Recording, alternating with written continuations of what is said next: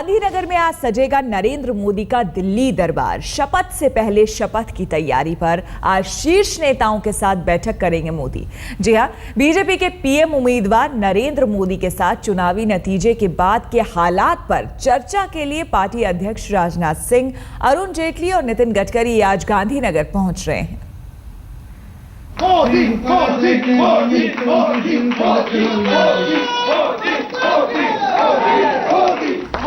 Modi Modi, BJP में हर तरफ यही नारा है। चुनाव में बीजेपी समर्थक ये नारा लगाते थे।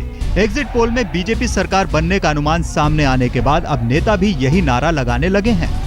पार्टी के लिए मोदी पीएम बन चुके हैं और गांधीनगर का उनका निवास अंतरिम रूप से दिल्ली दरबार बन गया है। 12 मई को आखिरी दौर का चुनाव होने के बाद बीजेपी के लिए गांधीनगर सत्ता का केंद्र बन गया है। चुनाव तक फैसले दिल्ली से होते थे, अब नेता मोदी के दरबार में हाजिरी लगा रहे हैं। इस कड़ी में आज बीजेपी अध्यक्ष राजनाथ सिंह, पूर्व अध्यक्ष नितिन गडकरी, राज्यसभा में उपनेता विपक्ष अरुण जेटली मोदी दरबार में हाजिरी बजाने गांधीनगर पहुंच रहे हैं। तीनों नेता आज दोपहर 3 बजे दिल्ली से उड़ान भरेंगे।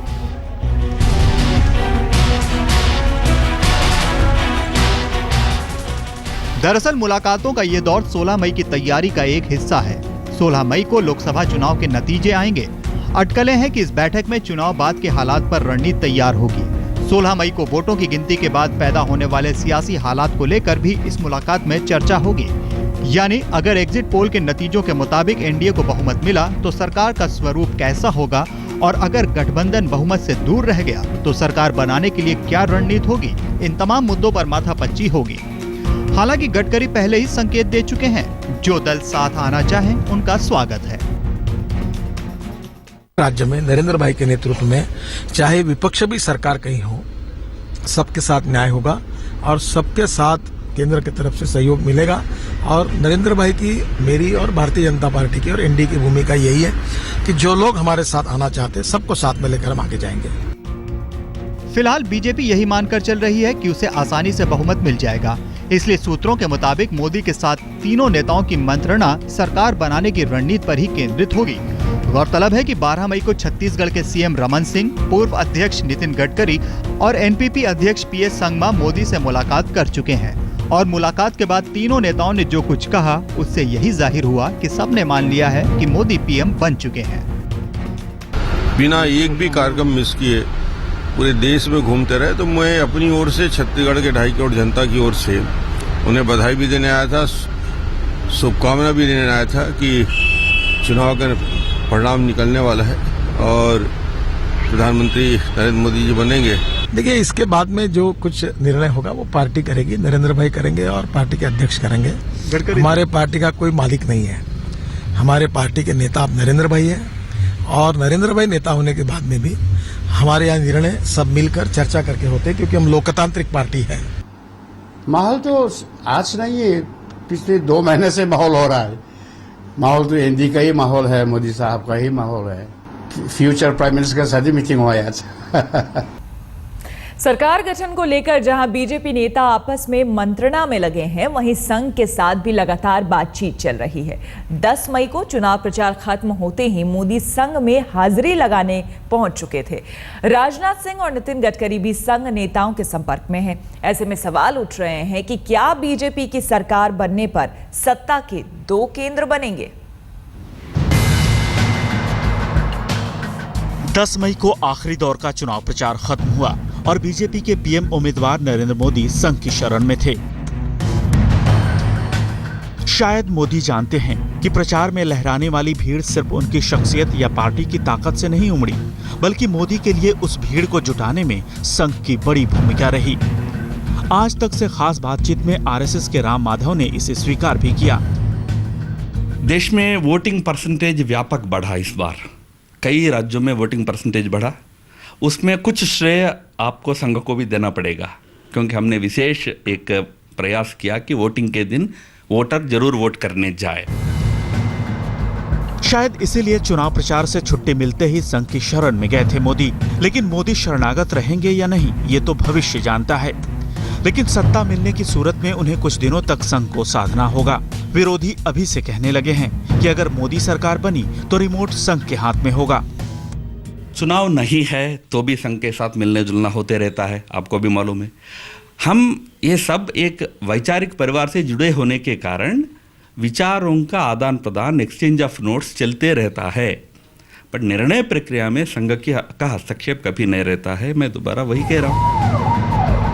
चुनाव खत्म होते ही बीजेपी और संघ के बीच बैठकों का दौर तेज हो गया है। सरकार के गठन को लेकर कल संघ के सबसे करीबी माने जाने वाले गडकरी ने भैया जोशी से मुलाकात की, तो 10 मई को संघ के दफ्तर में मोदी की हाजिरी के बाद राजनाथ भी सुरेश सोनी और भैया जी से मिलने पहुंचे। राजनाथ सिंह जी, सरकारवाजी भैया जी जोशी, सोनी जी, सुरेश जी सोनी सह सरकारवाह और हम भी थे। हम लोगों से वो मिले, देश भर के अच्छे वातावरण है, एक एनडीए के समर्थन में, मोदी जी के लहर के बारे में वो सब बात हुई। कुल मिलाकर संघ एक बार फिर केंद्र में आता दिख रहा है। ऐसे में सवाल ये है कि मोदी अगर सरकार बनाएंगे तो संघ का कितना दखल होगा।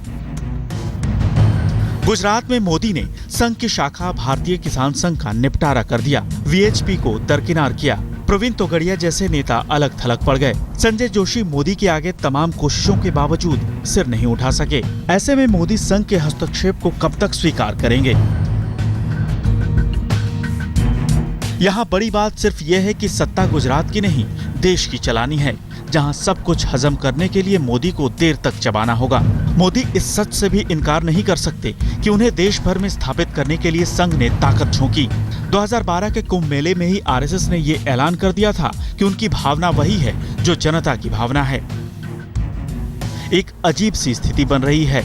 अगर एग्जिट पोल सच साबित हुए तो बीजेपी की ताकत अभूतपूर्व होगी और मोदी सर्वशक्तिमान होंगे। संघ के लिए ये बात अच्छी भी है और बुरी भी। अमिताभ सिन्हा, दिल्ली आज तक। अगर केंद्र में बीजेपी की सरकार बनती है तो बीजेपी के वरिष्ठ नेता लालकृष्ण आडवाणी का क्या करेंगे? गांधीनगर में आज राजनाथ सिंह, नितिन गडकरी और अरुण जेटली के साथ मोदी की बैठक में इस पर भी चर्चा होगी, ये उम्मीद जताई जा रही है। केंद्र में बीजेपी की सरकार बनी तो आडवाणी का क्या होगा? वरिष्ठ नेता लालकृष्ण आडवाणी को क्या जिम्मेदारी मिलेगी? तमाम एग्जिट पोल की माने तो दिल्ली में एनडीए की सरकार बन रही है। 16 मई को अगर यही तस्वीर रही तो बीजेपी के प्रधानमंत्री पद के उम्मीदवार नरेंद्र मोदी पीएमओ में विराजेंगे। वैसे तो पार्टी ने नरेंद्र मोदी को पीएम पद का उम्मीदवार बनाकर तस्वीर साफ कर दी थी कि सरकार बनने की सूरत में प्रधानमंत्री मोदी ही होंगे। लेकिन यक्ष प्रश्न ये है कि पार्टी के वरिष्ठ नेता लालकृष्ण आडवाणी का क्या होगा? नई सरकार में उनकी कोई भूमिका होगी या नहीं? बीजेपी के अंदर इस पर माथापच्ची चल रही है। खुलकर कोई कुछ नहीं बोल रहा है, लेकिन इतना साफ है कि पार्टी आडवाणी के सम्मान में कोई कमी करते नहीं दिखना चाहती। लिहाजा गडकरी ने रास्ता निकालने के लिए सबसे पहले भैया जी जोशी से फोन पर बात की, जिसके बाद गडकरी ने सीधे आडवाणी को फोन लगाया। आडवाणी से बात करने के बाद पार्टी अध्यक्ष राजनाथ सिंह को फोन किया। चर्चा है कि लालकृष्ण आडवाणी को सोनिया गांधी की तरह एनएससी के चेयरपर्सन की कमान दी जा सकती है, लेकिन चेयर में यूपीए के चेयरपर्सन जैसी ताकत नहीं होगी। पहले संघ विरोध और फिर मोदी विरोध के बाद अब ये लगभग तय हो गया है कि मोदी की अगुवाई में बनने वाली सरकार में उन्हें कोई बड़ा पद नहीं मिलेगा। आडवाणी जी की भूमिका क्या पार्टी के भीतर एक सलाहकार की भूमिका रह गई है? आप फिर से आप रॉन्ग एड्रेस पे क्वेश्चन पूछ रहे हो। बहुत सम्मानित नेता है, उनको क्या दायित्व रहेगा वगैरह पार्टी के लोग तय करेंगे। आडवाणी जी स्वयं तय करेंगे और पार्टी तय करेंगे। दरअसल आडवाणी की तकलीफ ये है कि वो जूनियर के नीचे काम नहीं कर सकेंगे और मोदी उन्हें वरिष्ठता अपनी मर्जी से देंगे नहीं। हालांकि आडवाणी पार्टी से कुछ मांग भी नहीं रहे हैं। इससे पहले गुजरात के मुख्यमंत्री से बीजेपी के प्रधानमंत्री पद के उम्मीदवार बनने तक की कहानी में मोदी को आडवाणी का समर्थन नहीं मिला। आडवाणी मोदी को कमान दिए जाने के खिलाफ रहे, लेकिन पार्टी और संघ ने आडवाणी की एक न चलने दी और मोदी के नाम पर एक के बाद एक मुहर लगाते गए।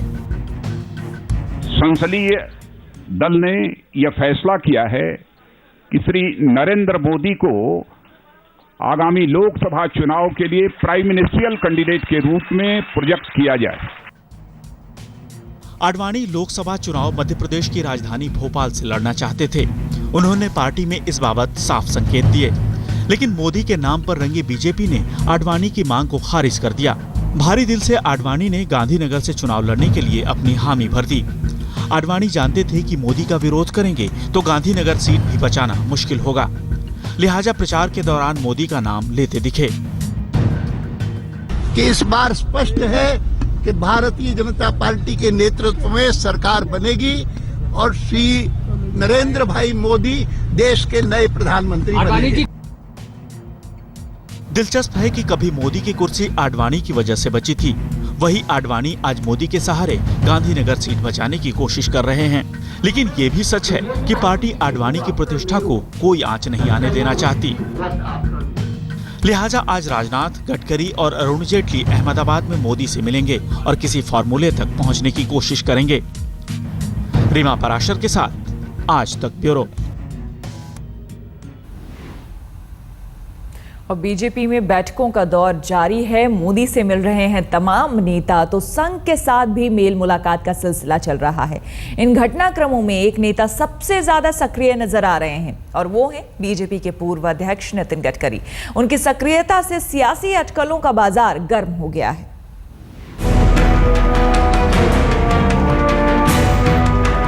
12 मई को आखिरी दौर का चुनाव खत्म हुआ और सक्रिय हो गए बीजेपी के पूर्व अध्यक्ष नितिन गडकरी। सोमवार को गडकरी ने बीजेपी के पीएम उम्मीदवार नरेंद्र मोदी से मुलाकात की। मंगलवार को वो बीजेपी अध्यक्ष राजनाथ सिंह और सीनियर नेता लालकृष्ण आडवाणी से मिले। उन्होंने आरएसएस के भैयाजी जोशी से भी फोन पर बात की। इन मुलाकातों के बाद नेशनल पीपुल्स पार्टी के अध्यक्ष पीएस संगमा गडकरी से मिलने पहुंचे। आज राजनाथ सिंह और जेटली के साथ गडकरी फिर नरेंद्र मोदी से मिलने गांधीनगर जा रहे हैं। गडकरी की इस सक्रियता से सियासी गलियारे में अटकलों का दौर शुरू हो गया है। चर्चा हो रही है कि क्या गडकरी सरकार या पार्टी में बड़ी भूमिका में सामने आएंगे। क्या सरकार में राजनाथ सिंह के शामिल होने पर फिर से गडकरी को बीजेपी की कमान सौंपी जा सकती है? नितिन गडकरी को अध्यक्ष पद इसलिए छोड़ना पड़ा था कि उनके खिलाफ आईटी जांच की बात कही गई थी, पूर्ति घोटाले तमाम एलिगेशन लगे थे। अब कहा गया, खबरें आ रही हैं कि उनको क्लीन चिट मिली है, उनके खिलाफ कोई मामला नहीं है। तो और राजनाथ सिंह ने उस वक्त कहा था कि जैसे ही कोई क्लीन चिट की बात आएगी, ऐसा मामला नहीं पाया जाएगा तो दोबारा से अध्यक्ष पद उनको सौंप दिया जाएगा। तो आपको लगता है कि क्या नितिन गडकरी अब दोबारा से पार्टी अध्यक्ष बनने चाहिए? क्या उनकी भूमिका देखते हैं? नहीं, ये सारी चर्चा क्या है मुझे जानकारी नहीं है, इसकी पार्टी का विषय है। मैं इतना जरूर जानता हूं कि गडकरी जी का कार्यकाल पूरा होने के बाद ही राजनाथ जी अध्यक्ष बने हैं। कोई केसेस थे इसलिए उनका कार्यकाल बीच में छोड़ दिया, ऐसा नहीं था। उनका कार्यकाल पूरा होने के बाद दूसरे अध्यक्ष बने थे। बाकी कोई विषय आप जो कह रहे हैं इसकी जानकारी मुझे नहीं है। दरअसल 2014 लोकसभा चुनाव की तैयारियों से कुछ महीने पहले पूर्ति घोटाले में नाम उछलने के बाद गडकरी को दबाव में बीजेपी अध्यक्ष की कुर्सी छोड़नी पड़ी थी और उनकी जगह राजनाथ सिंह की ताजपोशी हुई थी। लेकिन संयोग देखिए, चुनाव खत्म होते ही उन्हें आयकर विभाग से क्लीन चिट मिल गई है। ऐसे में आसार तेज हो गए हैं कि 16 मई के बाद गडकरी की भूमिका बड़ी होगी। लेकिन गडकरी की भूमिका काफी हद तक राजनाथ की रणनीति से भी तय होगी। बीजेपी अध्यक्ष बनने के बाद से नरेंद्र मोदी का बदस्तूर प्रचार करने वाले राजनाथ कह रहे हैं कि वो पार्टी का नेतृत्व करते रहेंगे। लेकिन मोदी के प्रधानमंत्री बनने की सूरत में नेतृत्व करने के लिए कुछ खास बाकी नहीं रहेगा, लिहाजा वो मोदी खेमे का हिस्सा बनेंगे। उम्मीद है कि मोदी उन्हें अपनी टीम में रखेंगे। ऐसे में अगर राजनाथ मोदी कैबिनेट में शामिल हुए तो गडकरी का रास्ता साफ हो जाएगा। राजनाथ सिंह जी की क्या भूमिका होगी वो पार्टी तय करेगी ना। पार्टी का अखिल नेशनल प्रेसिडेंट है और आगे उनका क्या क्या दायित्व रहेगा, क्या काम रहेगा, वो पार्टी में वो लोग मिलकर तय करेंगे, संघ नहीं। संघ की सलाह से होगा जो भी होगा? नहीं, इस समय तो ऐसा कोई विषय संघ के सामने है ही नहीं। अगर होगा कोई विषय है तो उस समय आपको बताएंगे। साफ है कि फिलहाल संघ भी कुछ कहने को तैयार नहीं। अटकलें हैं कि आज गांधीनगर में जो मोदी का दरबार सजेगा उसमें इन पहलुओं पर भी चर्चा होगी, क्योंकि इस बैठक में राजनाथ और गडकरी दोनों शामिल होंगे। अमिताभ सिन्हा के साथ अशोक सिंघल, दिल्ली आज तक। मोदी के मास्टर प्लान में मुरली मनोहर जोशी, सुषमा स्वराज, अरुण जेटली कहां पर फिट बैठेंगे, इस पर देखिए ये रिपोर्ट।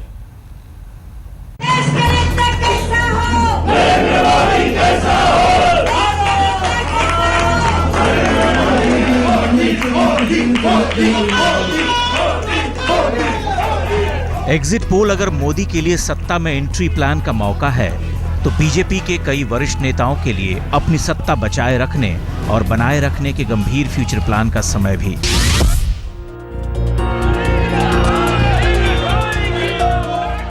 बीजेपी के वरिष्ठ नेता मुरली मनोहर जोशी की गलती यह है कि मोदी के लिए काशी त्याग करने में उन्हें मोह ने घेर लिया। ऊपर से उन्होंने बयान दे दिया कि मोदी की लहर नहीं, लहर बीजेपी की है। अब एग्जिट पोल में लहर मोदी की ही दिख रही है, लिहाजा जोशी जी जैसे तैसे अपनी सियासी मुरली बजाने की कोशिश में है। संघ से करीब जोशी मोदी सरकार में पद पाने को आतुर हैं, कृपा सरोवर मोदी हैं। खेल का कॉन्टिंजेंट चलता है तो सबसे बड़ा खिलाड़ी, सर्वश्रेष्ठ खिलाड़ी उसका नेतृत्व करता है। शुरू से आडवाणी खेमे की रही सुषमा स्वराज कई मौकों पर मोदी विरोधी बनकर उभरी हैं। मोदी को प्रचार समिति का अध्यक्ष बनाए जाने से लेकर पीएम उम्मीदवार बनाए जाने तक सुषमा आडवाणी की सहमति लिए जाने की बात कहती रहीं, लेकिन उनकी दाल नहीं गली। बाद में सुषमा ने चुनाव प्रचार के दौरान खामोशी ओढ़ ली। माना जा रहा है कि संघ में ठीक पैठ होने और बीजेपी की बड़ी नेता होने के कारण उन्हें बड़ा मंत्री पद मिल सकता है।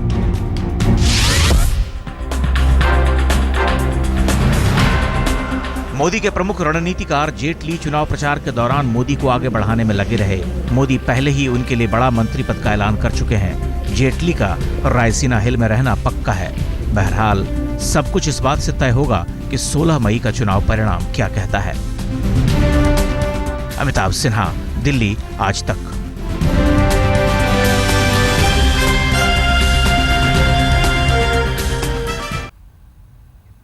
16 मई को मतगणना के दिन क्या करेंगे मोदी? सूत्रों के मुताबिक नरेंद्र मोदी ने इसकी पूरी प्लानिंग कर ली है। वो 12 बजे तक गांधीनगर में अपने आवास पर रहकर चुनावी नतीजों पर नजर रखेंगे। नतीजों की तस्वीर साफ होते ही वो गुजरात बीजेपी के दफ्तर जाएंगे और 2:30 से 3 बजे के करीब मोदी गांधीनगर से दिल्ली के लिए रवाना हो जाएंगे। तो कुछ इस तरह का कार्यक्रम रहेगा 16 मई को मोदी का।